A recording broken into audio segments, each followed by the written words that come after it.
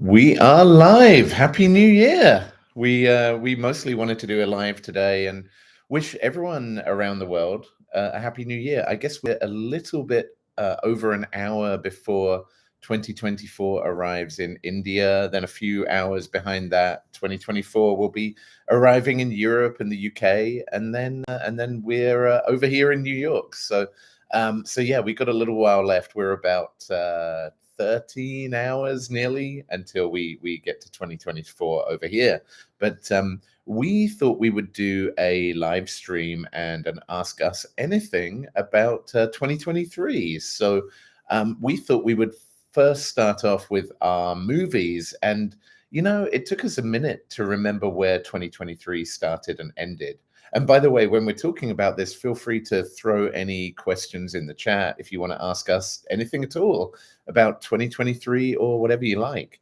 But yeah, it took us a minute to remember where did 2023 start and end, because there's been a lot of really, really good movies. But I think one that we have to call out before any other is The Barbie movie. the Barbie movie. Tell us about the Barbie movie. I think that was something that people were anticipating for a long time. I was excited from the very first teaser trailer. I think it was clear the tone of the movie. I think people were expecting maybe kind of a more kid-focused movie, but I think it made it very clear from that very first trailer early on that it would be a bit more of a smart movie and less kind of child-focused. And I think it was just such a fun movie, and it was such a highlight of my summer, just kind of like building up to it and then watching the movie and the movie parties that we hosted, like the events that we were booked for. It just made it such a fun event, and it was such a nice vibe in the theater, just being around so many people that were having such a great time, and people dressed up, and it was just all genders, and everyone was it just felt so full of joy, every one of those screenings. Yeah, I agree. And welcome to our live stream. We've got more people joining us. We're just celebrating New Year's Eve and talking about our favorite moments of 2023, one of which was the Barbie movie that we were just talking about. But if you have any questions for us, you can drop them in the chat and we will respond. But yeah, I agree. The Barbie movie was such a fun event, and it really was an event. How many times do you have a movie come along where it comes with its own costume suggestions, like right out of the gate, and everybody was dressed the part? It was just a really feel-good event. And for the most part, people universally loved it. I know there were definitely some people who didn't love the Barbie movie for whatever reason, but yeah, we loved it. Everyone who came to the screenings we hosted loved it. Nobody seemed to walk out in a huff. The other one for me, and this is a tough one, I've been a huge fan of the Fast and the Furious movies forever. I love the first movie. I even loved the second and the third ones, but I really felt like it kind of it built its own universe, and it sort of, they built their own family around it. I really loved it. Fast X came out this year, and you know what? A super silly movie, a really silly stunts, over the top everything, and then ended on a cliffhanger. Jason Momoa, such a weird character in that, but I hated him to start with, kind of loved him towards the end. I don't know. Fast X kind of left me a little bit mixed, but I really want to see the 11th movie and see where they go with that. The other one that I was really pleasantly surprised with was Transformers: Rise of the Beasts. I'm a huge Transformers fan. I wasn't really into the whole Beast Wars Transformers. I was a little bit old for that. But I was amazed more than anything by the fact that Pete Davidson made a really, really good Transformer. Like Pete Davidson as Mirage, I thought was one of the high points of that movie. So yeah, I was really pleasantly surprised by Transformers: Rise of the Beasts. And it kind of built on what they did well with Bumblebee, which was super, super smart. And hey, and welcome to our live stream. If you just joined, we're just talking about our favorite movies of 2023, celebrating the year and wishing everyone a happy new year. But if you have any questions for us, you can drop them in the chat and we will answer them. Next up, talking of franchises that have had some rocky times. Of course, I'm talking about Indiana Jones and the Dial of Destiny. What did you think about that one? I wasn't excited about it. I thought it was unnecessary. I didn't like Crystal Skull. It was just a whole load of blah. Like I feel like anyone could have written it. Like You mean Crystal Skull? Anyone could have written, or Dial of Dial Destiny? of Destiny. It just felt so formulaic. It was just like someone put Indiana Jones movies in an AI generator, and then that's what it pumped out. Like it felt like there was no heart to it. There was just not really any depth to it. It was just, yeah, okay, it's an Indiana Jones movie. I kind of disagree. I felt like there was a lot of heart, especially towards the end of the movie, where they ended up in ancient Greece meeting Archimedes, who was kind of his hero, and I really thought they were going to be leaving Indiana Jones there and creating some weird paradox. But I did enjoy the movie. I wouldn't rush back. It didn't have the same kind of cult status as, Raiders of the Lost Ark or Temple of Doom. But then what could, like, how, same with things like Star Wars, how do you build on a legacy that strong and not disappoint people? But anyway, welcome to our live stream. We are celebrating New Year's Eve and talking about our favorite movies of 2023. Next up is, we were talking about Indiana Jones as being the continuation of a franchise that didn't really need a continuation. Then we had Spider-Man Across the Spider-Verse, a movie that I think a lot of people did want a continuation of that franchise. What did you think of that one? I really loved it. I thought it was a good follow-on from the previous one. I thought the art style was incredible. It was really unique the way they used kind of different effects with that. I really liked how a lot of people felt represented by it. I think that's really important. And it was just really fun, but it had so much depth to it. Like, it said so much, which I wasn't expecting from, like, a Spider-Man cartoon. Like, you're not expect it didn't, there was no reason for it to be as good as it was. Yeah, I agree. The first Spider-Verse movie really caught me by surprise. Just so much heart in it, and it literally made me cry at the end. The moment they had the quote from Stan Lee at the end just tore me to pieces. Such a lot of heart in that movie. The second movie, obviously much more complex, really long movie for an animated movie, but so well done. I thought Into the Spider-Verse and Across the Spider-Verse worked so well together. Talking of franchises, though, one of my favorite, John Wick, released John Wick 4 this year, and oh my goodness, I've loved every single one of those John Wick movies, and the fourth one was no different. I mean, seeing Clancy Brown as the what was he, the adjudicator or something, and then them murdering the concierge, like one of the standout characters of the series, and then seeing like the Bowery and the Continental kind of come together to fight the High Table was just phenomenal. And like the whole battle in Tokyo, John Wick 4 was amazing, I thought. One that we both really enjoyed that nobody seems to have talked about this year is Dungeons and Dragons: Honor Among Thieves. But I don't know, why do you think people weren't more behind that movie? I really don't know. I don't know why it didn't have a bigger impact. I mean, Chris Pine's a pretty big name. And it had some really incredible actors in it. I wonder if it's not a time for fantasy movies, if people just kind of weren't vibing with fantasy this year for whatever reason. But it was so well done. Like, I feel like it was I think it could have taken itself either too seriously and you just end up with like a Game of Thrones type movie, or it could have gone just like too silly and you just end up with like a slapstick movie. But it felt like it really did justice to people who play Dungeons and Dragons, but also it was just a really fun movie to watch, and there were dragons. Like, that's the perfect movie. Yeah, I thoroughly enjoyed it as well. So hey, and if you're new to the stream, welcome to our live stream. It's New Year's Eve 2023. We're talking about our favorite movies of the year, and also just wishing people a happy new year. Wishing us happy new year is Reddy in the chat. Reddy says, I'm from India in Andhra Pradesh. I'm a Telugu guy. Says some dialogue of Telugu movies. Well, we actually haven't seen too many Telugu movies this year. It's interesting, we watch a lot of South Indian movies.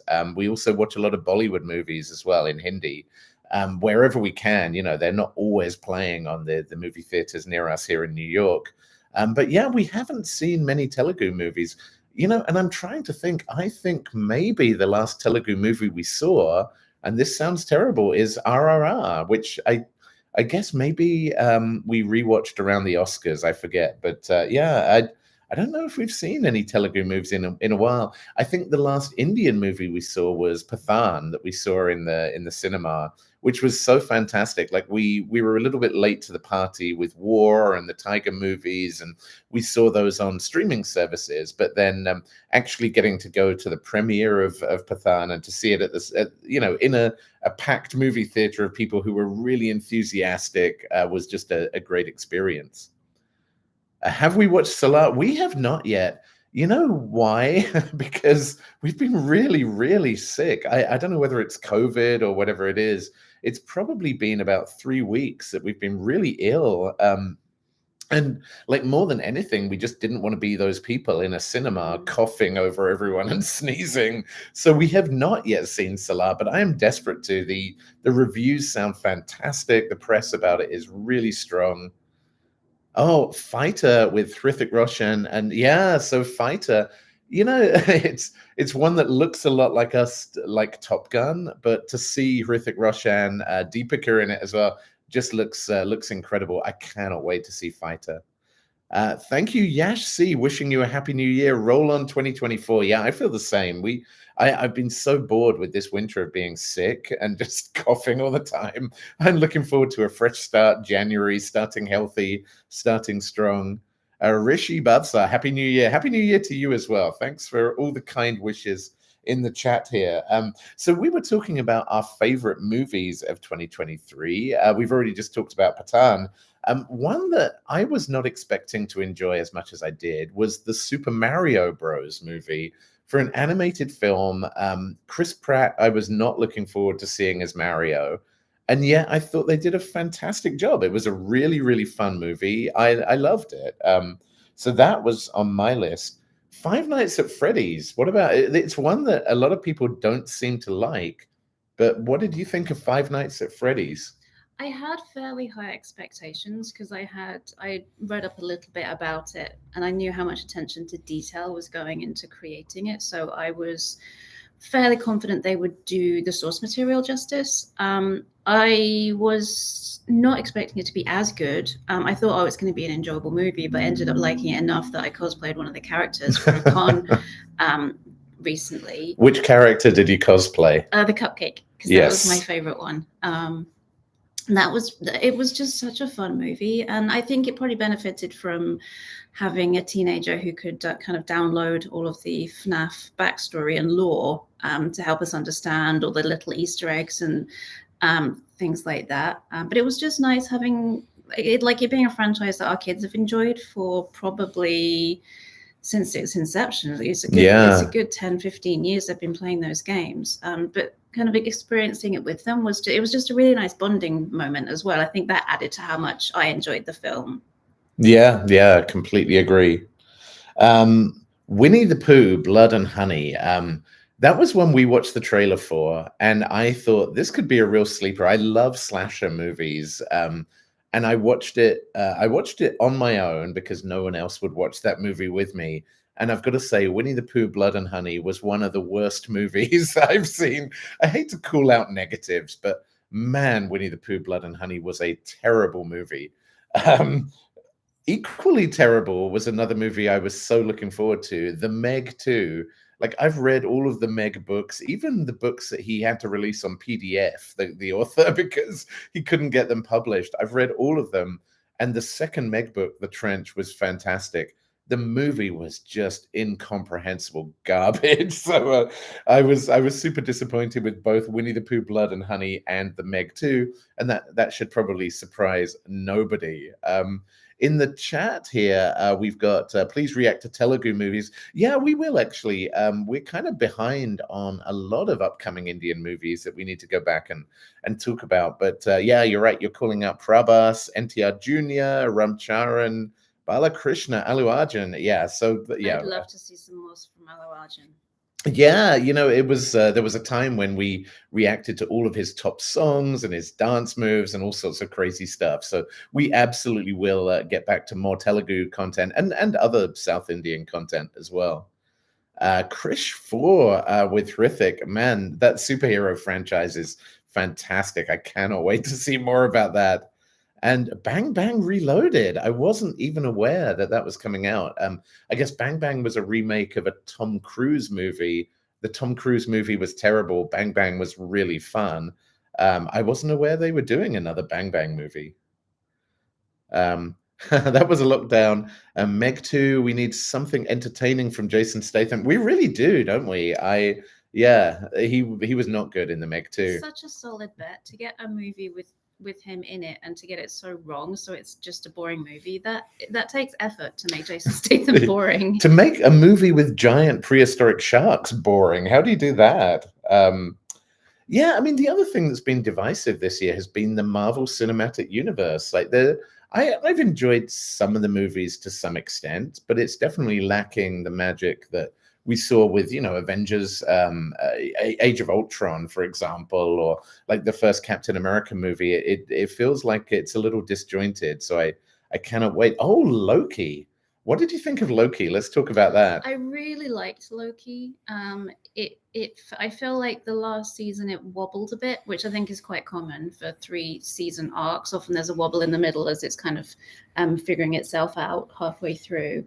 I thought this season was really good, and the ending was really heartbreaking. But it's such a shame because Marvel's had such solid TV shows, but I feel like they've had enough misses that I think it damaged really good movies. Like The Marvels was such a fun movie, but I feel like that was damaged because they didn't invest anywhere near as much in the publicity as they would normally. It was definitely hurt by the strikes as well, which is understandable, but more into the promotion for that, which they have done for other movies. And I think that damaged it at the box office so much that people were judging the movie based on that and were ending up more critical of it than I think it deserved. It was such a fun movie and with some really great performances. And I do think it deserved better. Yeah, I do think, though, Marvel have this tendency now to have fairly weak villains. That was my biggest disappointment with the Marvels. It's been my biggest disappointment with a lot of the Marvel movies. And now with the news of Jonathan Majors, it looks like we're not going to be seeing Kang in the MCU. So I guess the whole future of the MCU is up for grabs. Wow. So we've got other comments in the chat. Don 3 with Ranveer Singh and Priyanka Chopra Jonas. I wasn't aware of that one either. Have you heard any new Bloodywood tracks? I checked the other day and I haven't seen any new Bloodywood tracks. I think seeing Bloodywood is one of my favorite memories of the last couple of years. We've seen them and they put on such an incredible show. But yeah, I think the last song that we saw from them was Dana Dan, which is a hell of a song. But I guess in terms of music, though, some real high points for us this year. One was seeing Blink-182 come back together again. And coming back together with the original lineup and creating like really heartwarming songs that just blew me away. And I listen to their stuff constantly again now. It's been a real Blink-182 revival. I also was lucky enough, just me, sadly, to go see Metallica. And it was my first time. I've been a heavy metal fan forever, but I saw Metallica live in a huge stadium, supported with opening by Pantera. I mean, seeing Pantera back together, and you can argue if it's really Pantera when it's really just two of the original 4 musicians, but wow, Pantera was amazing. I'm seeing them again in February.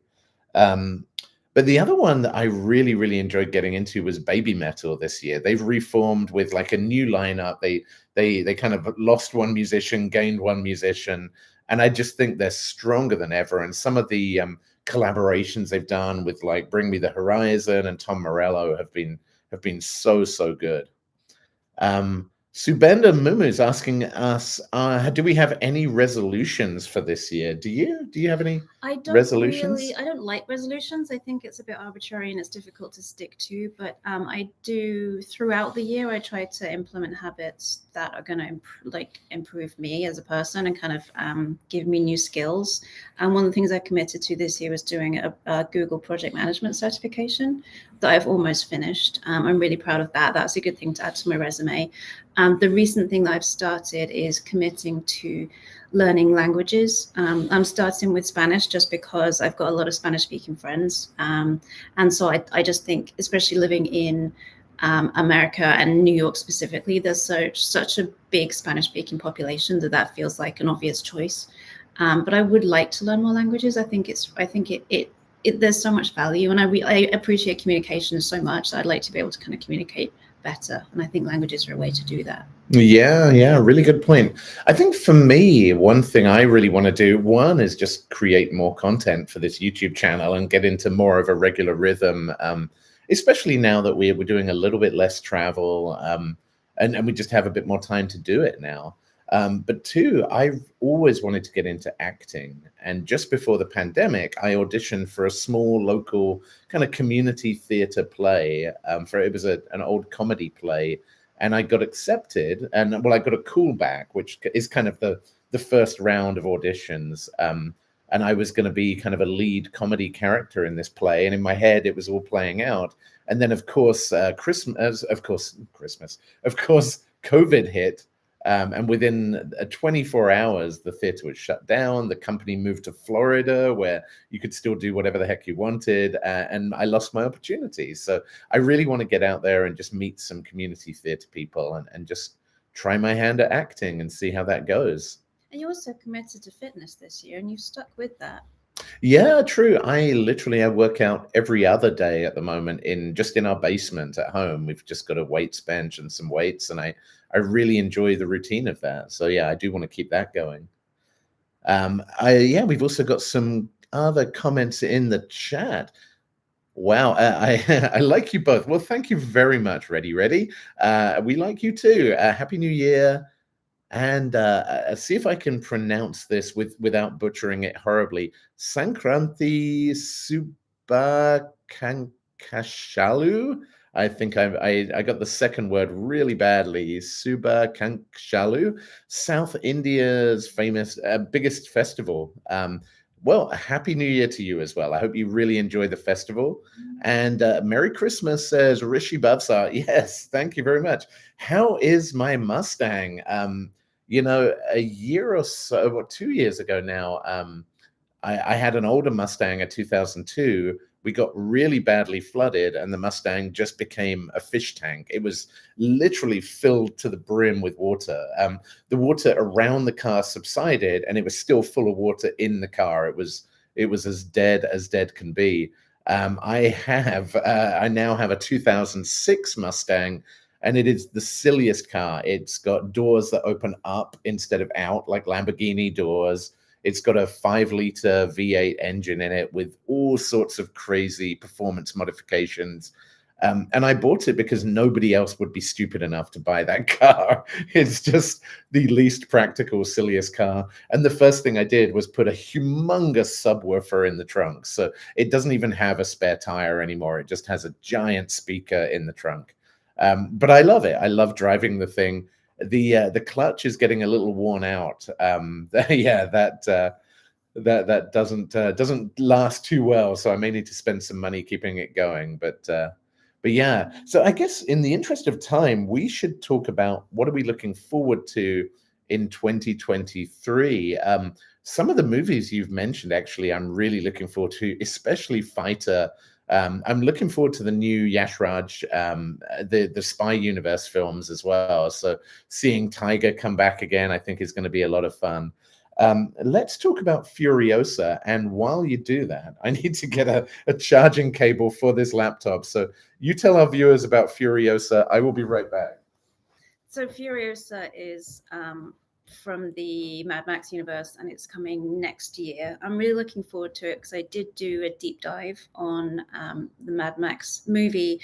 I just want to understand more about what went into it, and you can watch our video where I went into it in a bit more depth. But it was so much attention to detail goes into it. So I'm looking forward to seeing Furiosa to kind of see her backstory. But just the effort that goes into the production of these movies is really incredible. A lot of the pretty much all of the effects that they can possibly do live are done live. Like they actually built all of those vehicles as well out in the desert, which caused so many issues.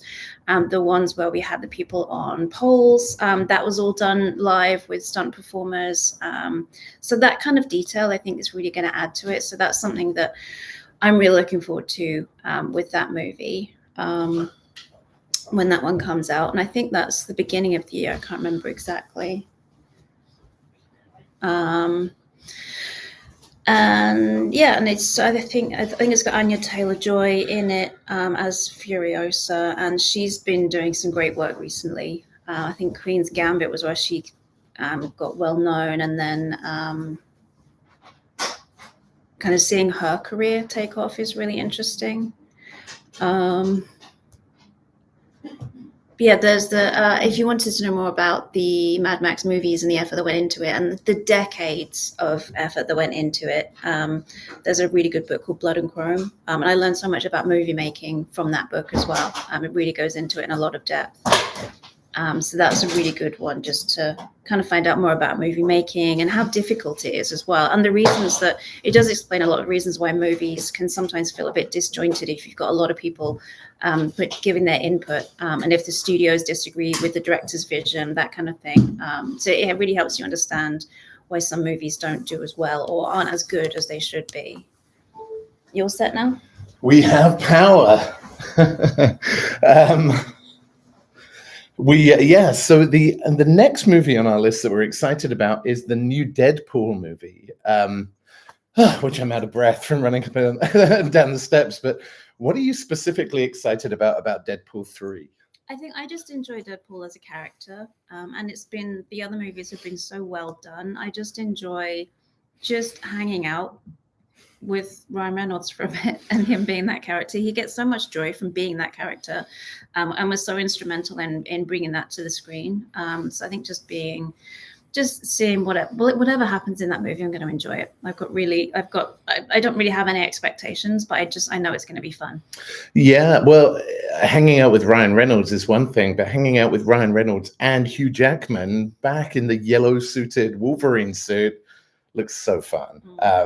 So yeah, I'm super excited about Deadpool 3. Will you both be sipping some bubbly later? We absolutely will. We're planning a bit of a surprise party, which I'm the only one who knows about the surprise. So I'm going to keep that under wraps, but we'll post some photos later. Next on our list is Godzilla x Kong, the new Empire. I've got to say, I have been absolutely loving the Monarch Legacy of Monsters show on Apple TV. Obviously, Godzilla -1 has been blowing up, the Japanese Godzilla movie, and we've been rewatching the original Godzilla and King Kong movies as well. And I'm just so excited to see what we get with Godzilla, the new movie Godzilla and Kong, where they officially team up. I guess we saw that in Godzilla versus Kong when they were really fighting against Mechagodzilla, but this looks like a whole new level of monsters, and I just love that. The other thing that I'm so excited about is the new Ghostbusters movie, Ghostbusters Frozen Empire. Doesn't it look great? I mean, what are you excited about with that one? I'm looking forward to it. I feel like, again, with other franchises, Ghostbusters has been around long enough that it's had some wobbles in the middle, but it really feels like they've righted the ship. Controversially, I loved the Girl Ghostbusters movie. I do think there are a lot of mistakes with that, but again, it felt like you could feel the studio's kind of footprints on it. Like the bits that I didn't like, it felt so different from the rest of the movie that it felt like it had to be studio notes, and that was really annoying. I think sometimes you just need to trust your directors and trust the movie that was written and not stomp all over it because you decided that this might get more bums in seats.